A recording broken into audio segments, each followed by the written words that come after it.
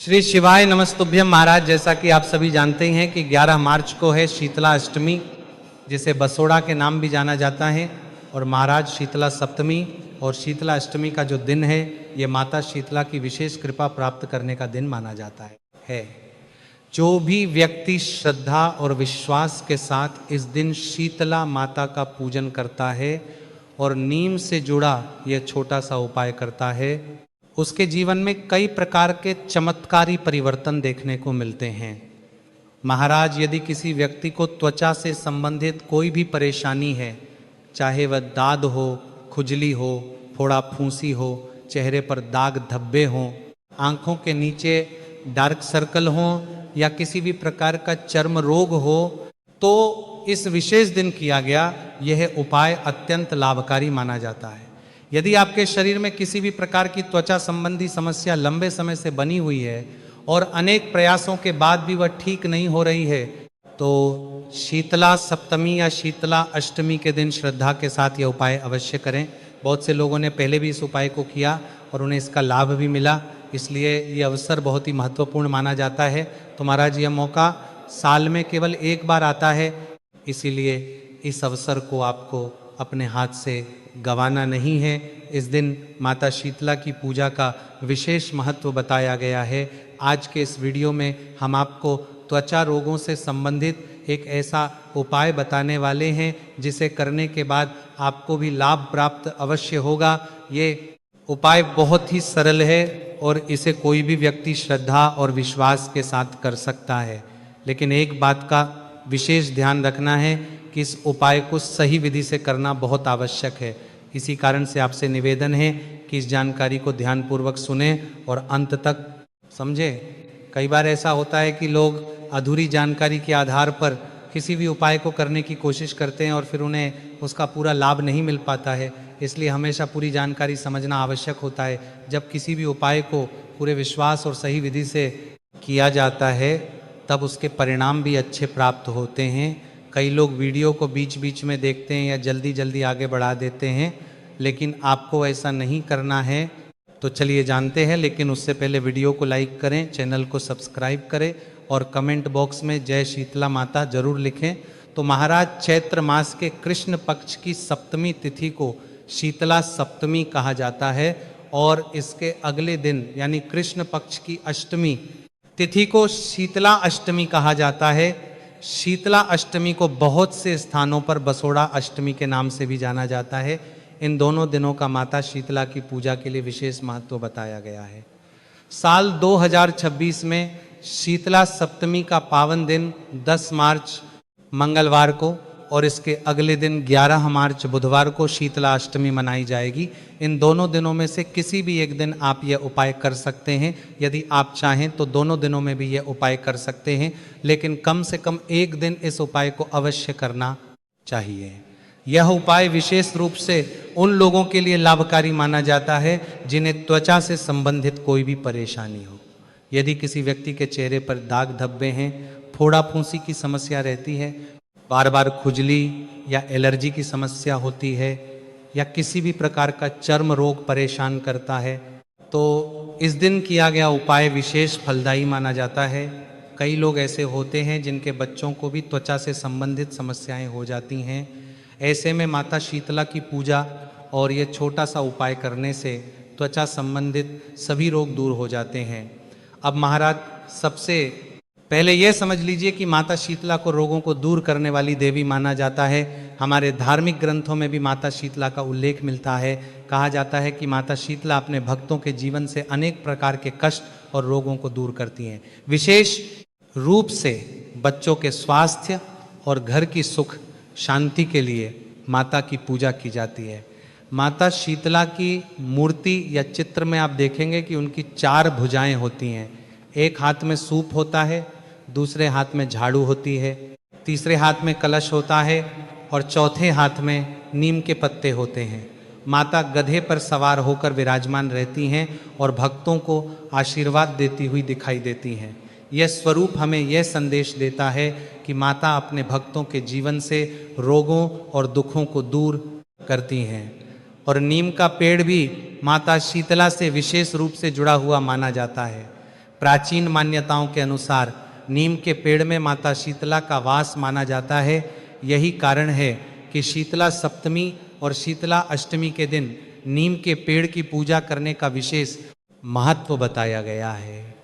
कहा जाता है कि जब कोई व्यक्ति श्रद्धा और विश्वास के साथ नीम के पेड़ के पास जाकर माता शीतला को याद करता है और पूजा करता है तो उसके जीवन से रोगों का प्रभाव कम होने लगता है।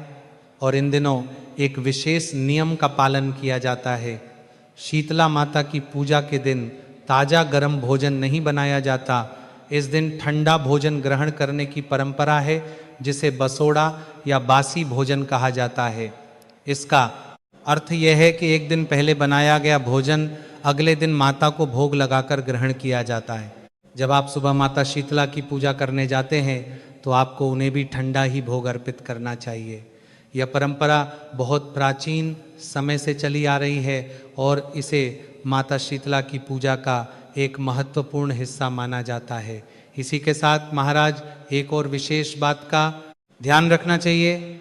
जब भी आप इस दिन माता शीतला के मंदिर में जाएं या अपने घर में माता का पूजन करें या फिर नीम के पेड़ के पास जाकर माता को याद करें तो आपको दीपक अवश्य लेकर जाना चाहिए, लेकिन उस दीपक को जलाना नहीं है। बहुत से लोग अनजाने में दीपक जला देते हैं, लेकिन इस दिन बिना जला हुआ दीपक ही माता को अर्पित करने की मान्यता है। आप चाहे तो आटे का दीपक ले जा सकते हैं, चाहे मिट्टी का दीपक ले जा सकते हैं, उस दीपक में घी भी डाल सकते हैं और बत्ती भी रख सकते हैं, लेकिन उसे जलाना नहीं है। इस बात का विशेष ध्यान रखें। अब महाराज इसके बाद जब आप शीतला सप्तमी या शीतला अष्टमी के दिन माता शीतला का पूजन कर लें, उसके बाद आपको नीम के पेड़ के पास जाकर एक छोटा सा पूजन अवश्य करना चाहिए। प्राचीन मान्यता के अनुसार नीम के पेड़ में माता शीतला का निवास माना जाता है, इसलिए इस दिन नीम के पेड़ की पूजा करने से माता की विशेष कृपा प्राप्त होने की बात कही जाती है। यदि आपके घर में किसी भी व्यक्ति को किसी भी प्रकार की बीमारी रहती है, चाहे वह शरीर से संबंधित हो, त्वचा से संबंधित हो या बार बार होने वाली छोटी मोटी परेशानियां हों, तो इस दिन किया गया यह उपाय अत्यंत लाभकारी माना जाता है। यह उपाय बहुत सरल है और इसे कोई भी व्यक्ति श्रद्धा के साथ कर सकता है।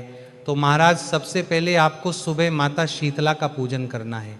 जब आप माता का पूजन कर लें उसके बाद आपको नीम के पेड़ के पास जाना है। यह नीम का पेड़ वही होना चाहिए जो कड़वा नीम कहलाता है। बहुत से लोग इसे पहचानते भी हैं क्योंकि इसके पत्ते कड़वे होते हैं और आयुर्वेद में भी इसका बहुत महत्व बताया गया है। जब आप नीम के पेड़ के पास जाएं तो अपने साथ कुछ पूजा की सामग्री लेकर जाएं, जैसे हल्दी, रोली, कुमकुम, मेहंदी या जो भी सामग्री आप अपने घर में सामान्य रूप से पूजा के लिए उपयोग करते हैं। इसके साथ ही आपको एक स्टील के पात्र या कलश में जल भी लेकर जाना है। ये जल शुद्ध होना चाहिए और उसी पात्र में रखा होना चाहिए जिसे आप पूजा के लिए प्रयोग करते हैं। जब आप नीम के पेड़ के पास पहुँचे तो सबसे पहले श्रद्धा के साथ माता शीतला को प्रणाम करें। उसके बाद आपको वहाँ खड़े होकर माता की स्तुति करनी है या फिर आप शीतला माता के सरल मंत्र का भी जाप कर सकते हैं। ओम श्री शीतलाय नमः मंत्र का जाप भी बहुत शुभ माना जाता है। इस मंत्र का जाप कम से कम आपको 11 बार करना है। जब आप इस मंत्र का जाप करें तो मन में माता का ध्यान रखें और उनसे अपने घर के रोगों को दूर करने की प्रार्थना करें। अब महाराज मंत्र जाप करने के बाद आपको उसी जल से भरे हुए पात्र को अपने हाथ में लेकर नीम के पेड़ की परिक्रमा करनी है। परिक्रमा आपको 7 बार करनी है। जब आप परिक्रमा करें तो धीरे धीरे श्रद्धा के साथ करें और मन में माता का स्मरण करते रहें। हर परिक्रमा के साथ मन में यही भावना रखें कि माता की कृपा से आपके जीवन के सभी कष्ट और रोग दूर हो जाएं। और महाराज परिक्रमा करते समय भी आप ओम श्री शीतलाय नमः मंत्र का जाप करते रहे। यह मंत्र जाप आपके मन को शांत करता है और आपको माता के प्रति श्रद्धा से जोड़ता है। 7 बार परिक्रमा पूरी होने के बाद आपको उस जल को नीम के पेड़ की जड़ में अर्पित करना है। जब आप जल को नीम के पेड़ की जड़ में अर्पित करेंगे तो वहाँ की मिट्टी थोड़ी गीली हो जाएगी। अब यही मिट्टी इस उपाय का सबसे महत्वपूर्ण हिस्सा मानी जाती है। जब मिट्टी गीली हो जाए तो वहाँ से थोड़ी सी मिट्टी आपको अपने साथ ले आनी है और इस मिट्टी को आप किसी भी साफ पात्र में रख सकते हैं। यदि आपने जल का जो पात्र साथ में लाया था उसमें जगह हो तो उसी में भी थोड़ी सी मिट्टी रखकर घर ला सकते हैं। मिट्टी घर तक लाने के बाद यह मिट्टी उस व्यक्ति के लिए उपयोग की जाती है जिसे किसी भी प्रकार की त्वचा से संबंधित समस्या हो। यदि किसी व्यक्ति को दाद, खुजली, फोड़ा, फुंसी, चर्म रोग या किसी भी प्रकार की त्वचा से जुड़ी परेशानी हो तो उस व्यक्ति को इस मिट्टी का लेप करना चाहिए। यह लेप शरीर के उस स्थान पर लगाया जाता है जहाँ समस्या होती है। यदि किसी को शरीर के अलग अलग हिस्सों में समस्या है तो वहाँ भी हल्का लेप किया जा सकता है। और महाराज जब भी यह लेप लगाया जाए तो मन में माता शीतला को याद करना चाहिए और उनसे प्रार्थना करनी चाहिए कि आपके शरीर के रोग दूर हों और आपको अच्छा स्वास्थ्य प्राप्त हो। अब महाराज जिस भी व्यक्ति को शरीर में किसी भी प्रकार की परेशानी हो, चाहे वह त्वचा से जुड़ी समस्या हो या शरीर में कहीं दर्द रहता हो, उस व्यक्ति को इस मिट्टी का लेपन करना चाहिए। यदि किसी को सिर में दर्द की समस्या रहती है, पेट में दर्द रहता है, शरीर में कहीं फोड़ा फुंसी निकल आती है या चर्म रोग की समस्या है, तो उस स्थान पर इस मिट्टी का हल्का सा लेप किया जा सकता है। जब भी ये लेप किया जाए तब मन में माता शीतला को याद करना चाहिए और उनसे प्रार्थना करनी चाहिए कि आपके शरीर के रोग दूर हों और आपको अच्छा स्वास्थ्य प्राप्त हो। इसी के साथ महाराज इस मिट्टी के लेप को लगभग 10 से 15 मिनट तक शरीर पर रहने देना चाहिए। इसके बाद इसे शुद्ध जल से धो लेना चाहिए। अब महाराज यदि किसी कारण से आप थोड़ी अधिक मिट्टी लेकर घर आ जाते हैं और उसका पूरा उपयोग नहीं हो पाता तो बची हुई मिट्टी को फेंकना नहीं चाहिए। उस मिट्टी में थोड़ा सा शुद्ध जल मिलाकर उसे घर में छिड़का जा सकता है। घर में इस प्रकार जल का छिड़काव करने से वातावरण में सकारात्मकता आती है और घर का वातावरण भी शुद्ध बनता है। जब आप घर में जल का छिड़काव करने के पूर्व माता शीतला का स्मरण करें और उनसे प्रार्थना करें कि आपके घर में सुख शांति बनी रहे और सभी प्रकार की नकारात्मकता दूर हो जाए। इसी के साथ महाराज जब आप शीतला सप्तमी या शीतला अष्टमी के दिन माता का पूजन करके घर लौटें तो घर के मुख्य द्वार पर हल्दी से स्वास्तिक का चिन्ह अवश्य बनाना चाहिए। यह स्वास्तिक शुभता का प्रतीक माना जाता है। जब घर के प्रवेश द्वार पर स्वास्तिक बनाया जाता है तो उसे मंगल और शुभता का संकेत माना जाता है। हल्दी का स्वास्तिक बनाने के बाद माता शीतला को याद करना चाहिए और उनसे प्रार्थना करनी चाहिए कि वे आपके घर में स्थायी रूप से अपनी कृपा बनाए रखें।